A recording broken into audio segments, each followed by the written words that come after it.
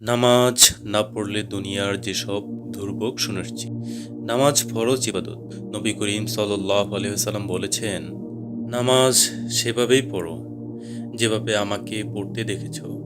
আল্লাহ বলেন, নিশ্চয়ই নামাজ অশ্লীল ও অন্যায় কাজ থেকে বিরত রাখে।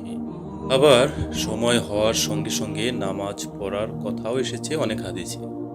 নবীজি সাল্লাল্লাহু আলাইহি ওয়াসাল্লাম বলেছেন, নামাজ হলো ঈমানদার ও কাফেরের মধ্যে পার্থক্য নির্ণয়কারী। আবার যে ব্যক্তি ইচ্ছাকৃতভাবে নামাজকে ছেড়ে দিল, তবে সে কুফরি করল বলেও ঘোষণা করেছে বিশ্বনবী। এসব ঘোষণা দেওয়ার পরেও অনেক মানুষ নামাজ পড়া থেকে বিরত থাকে। যারা নামাজ পড়ে না, তাদের দুনিয়া ও পরকালে রয়েছে কঠোর আযাব ও কষ্ট। তাহলে নামাজ না পড়লে বেনামাজি দুনিয়াতে কি কষ্ট ভোগ করবে? কিয়ামতের দিন সর্বপ্রথম নামাজের হিসাব গ্রহণ করা হবে বলে ঘোষণা দিয়েছেন বিশ্বনবী। কিন্তু কিয়ামতের আগেই দুনিয়াতে বেনামাজির চরম কষ্টে ভোগ করবে। তাহলে বেনামাজি দুনিয়ার জীবনের কষ্ট।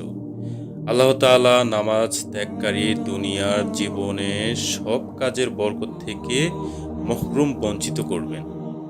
নামাজ ত্যাগকারী ব্যক্তির চেহারায় কোনো নূর বা উজ্জ্বল থাকবে না। যে ব্যক্তি নামাজ ত্যাগ করে, ওই ব্যক্তি দুনিয়ার অন্যান্য ভালো কাজের কোনো পুরস্কার পাবে না। নামাজ ত্যাগকারী ব্যক্তির জন্য কোনো লোক দোয়া করলে এই ব্যক্তির জন্য দোয়াকারীর দোয়া বা কল্যাণ কামনা কোনো কাজে আসবে না। সর্বোপরি নামাজ ত্যাগকারী ব্যক্তি দুনিয়ার প্রতিটি পদক্ষেপেই আল্লাহ তাআলা সব সৃষ্টিজীবের কাছে ঘৃণিত হবে। কোনো সৃষ্টিজীবই তাকে পছন্দ করবে না। উল্লিখিত প্রতিটি বিষয় পাওয়ার কামনা করে মুমিন মুসলমান নামাজ না পড়ার কারণে তারা এইসব কল্যাণ থেকে বঞ্চিত হয়ে কষ্টর মুখোমুখি হবে। আল্লাহ তাআলা মুসলিম উম্মাহকে যথাসময়ে যথাযথভাবে নামাজ পড়ার তৌফিক দান করুন।